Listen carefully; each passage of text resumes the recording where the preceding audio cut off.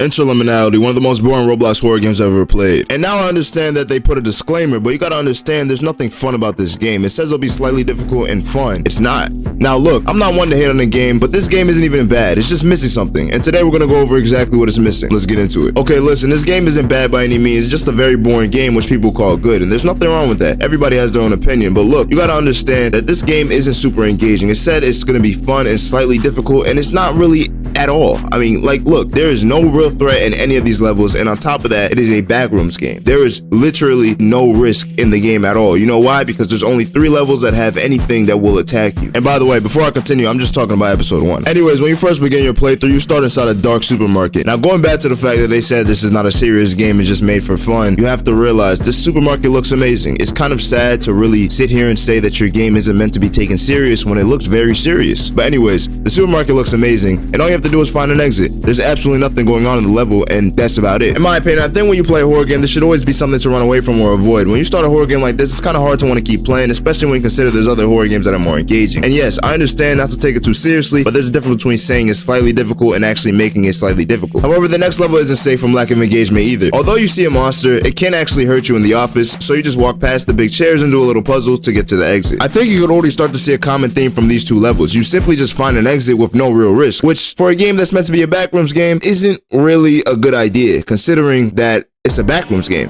But look, it's not meant to be too serious, so I'll kind of understand their approach to it. It is what it is. Now, the next level has you in some type of workspace area. I'm not too sure how to describe it, but this is the first time where you actually feel like it's an actual challenge until you realize the AI is pretty dumb. But that's not really the main issue. It's the fact that you can just outrun the AI for a decent amount of time before you slow down. On top of this, you also have infinite lives, but that's not really the problem. It's just that it feels way too easy. But look, the main way to get out of this level is do an easy puzzle, run from the monster, and basically just get the fuck out. Now, in the next level, you're trapped in an infinite maze that's impossible to get out of unless you find 4 buttons on the walls. Now look, this part was actually pretty engaging the first time I started playing. However, after the first 3 buttons, I realized it's a fucking maze. I'm gonna be here forever. Even when you find the 4th one, you still have to search for the exit after unlocking it. But this level doesn't go without risk, as it has your clones that follow you and want to kill you. But I'm not gonna lie, considering the previous 3 levels barely had any risk at all, I think putting a maze here wasn't really the right approach. I think if you put a running level instead of a maze, it would actually be a better choice rather than just having a maze there. Despite this, next level does a complete 180, as the level lets you know that you're safe now after having one pretty boring and long level. Now in this level, all you have to do is collect and put water inside of a square container to get to the exit. Once again, pretty disengaging. After this, the next level places you in this place. I have no fucking idea what it is, but you're placed here, and guess what? You just run around looking for an exit. That's all. Now at the next level, you're in a school that has a monster who doesn't want you to move, as he will randomly appear on your screen and will go away after a few seconds. Unfortunately, in this level, there's barely any risk because they legit tell you how to avoid getting killed, and number 2, because you have to flip a switch and find that exit. Like look, it's not supposed to be serious, but man, this part could have been difficult. I think if they had a second monster that runs around the halls, then have the main monster appear during this to make you stop moving would be a great idea. It could be more fun and risky and make this level have you eager to beat it. But after this, we're in a pool room and we have to find keys to open the door that leads to the exit. I honestly really like the detail on this map, and I think it could have been made more interesting with the pool monster that comes out if you don't look at the pool. Once again, on the next level, there's nothing going on. Anyways, that's the last level of the episode, and guess what? It yet again has nothing that can hurt you. But listen, this game has a lot of potential to be better than the previous games of the creators. And when looking back at the other games, this one has more of a chance to have long-term success. In my opinion, if they went back to episode 1 and changed a few things, this game would be 10 times better. But anyways, that ends today's video. If you want to know why Goku is trash now in ABA, watch this video right here.